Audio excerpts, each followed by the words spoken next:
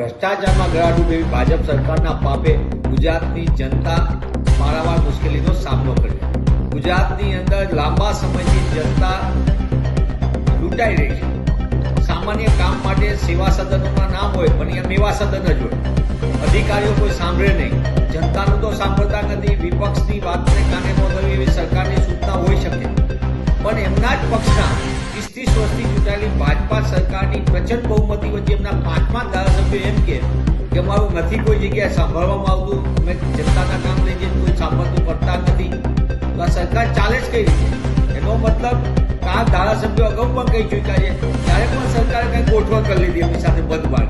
ફરી એક વખત આપણે કીધું ખરેખર ભાજપાના પ્રચંડ બહુમતી ધરાવતી સરકારના જનપ્રતિનિધિઓનો આ એક પ્રકારનું ત્યાગું છે કે ખરેખર જનતાના કામ થતા નથી.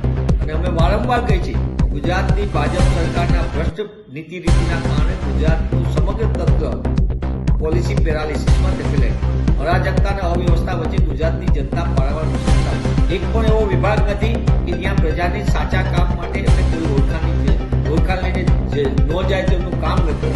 પોલીસ વિભાગ હોય તો અન્ય કામ ચાલતા હોય, અસામાજિક તત્વોની બોલબાલા હોય, જનતા સુરક્ષાનું હોય, શિક્ષણ હોય તો કંઈક જુદું ચાલતું હોય, આરોગ્ય હોય તો ક્યાંક અવ્યવસ્થા અરાજકતા હોય. એટલે અન્નનાગરિક પુરવઠો તો બનાજ બારોબાર શક્યતા, ખેડૂત હોય તો ખેડૂતોને એમની પ્રશ્નો હોય. દરેક જગ્યાએ હેરાન થતી પરેશાની તો ભાજપાથી જનતાને શું લાગે? ચૂંટાયેલા ધારાસભ્યનું ન સાંભળીને સરકાર સંદેશ શું આપવા માંગે? આ કેન્દ્રીયકરણ અને ભ્રષ્ટ નીતિ રીતિના કારણે આજે ગુજરાતમાં સામાન્ય માણસ માટે બહુ મુશ્કેલી છે. ચૂંટાયેલા જનપ્રતિનિધિઓ નથી, એ ભરૂચના વરિષ્ઠ સાંસદ વારંવાર કહેતા હોય કે 5 ધારાસભ્યો વડોદરાના હોય, એ રાજકોટથી કોઈ કહેતું હોય કે જુનાગઢથી કહેતું હોય. મતલબ સરકાર સંપૂર્ણપણે એનું તંત્ર ખાડે ગયું છે અને સરકારની ભ્રષ્ટ નીતિ